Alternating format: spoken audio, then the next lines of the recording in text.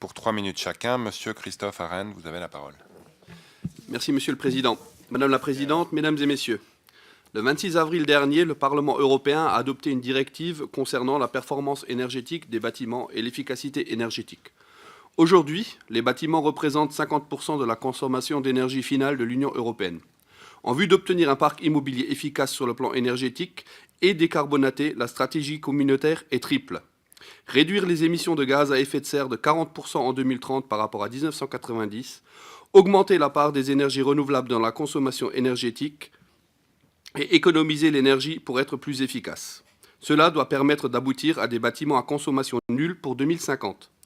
Pour y parvenir, il faudrait un taux moyen annuel de 3% de rénovation, sachant que chaque augmentation de 1% des économies d'énergie génère une réduction des importations de gaz de 2,6%.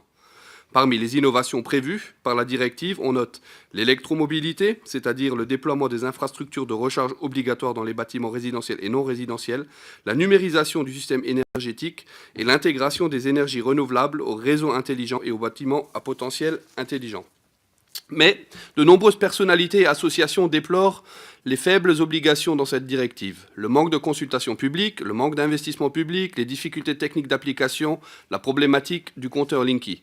Enfin, un regret demeure, celui de la discordance des dates, excluant le débat national autour du plan de rénovation à long terme des bâtiments actuellement en cours dans la PPE.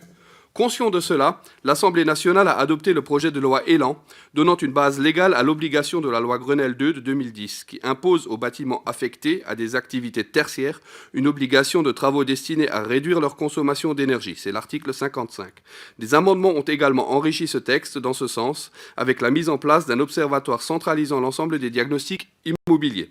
Parallèlement, les ministres Nicolas Hulot et Jacques Mézard ont présenté un plan énergétique des bâtiments afin de répondre aux défis de la neutralité carbone et améliorer le pouvoir d'achat des Français. Ils ont tenu à faire de la rénovation énergétique une priorité nationale.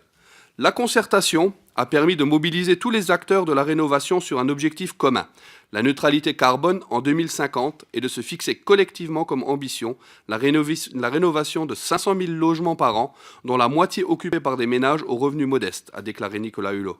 Pour ce faire, le gouvernement débloquera plus de 200 millions d'euros dédiés à accélérer la mise en route du plan rénovation, notamment pour la formation des professionnels, l'aide aux précaires énergétiques et l'innovation via les certifications d'économie d'énergie. Aujourd'hui, comme ces exemples le montrent, les acteurs publics se mobilisent pour encourager l'efficacité énergétique. Mais les critiques persistent. Ainsi, suite à l'adoption de la directive européenne et face aux différentes critiques émises contre celle-ci concernant l'efficacité énergétique, quelles recommandations pourriez-vous faire pour améliorer l'efficacité énergétique dans le cadre européen? Je vous remercie. Monsieur Aubert, vous avez la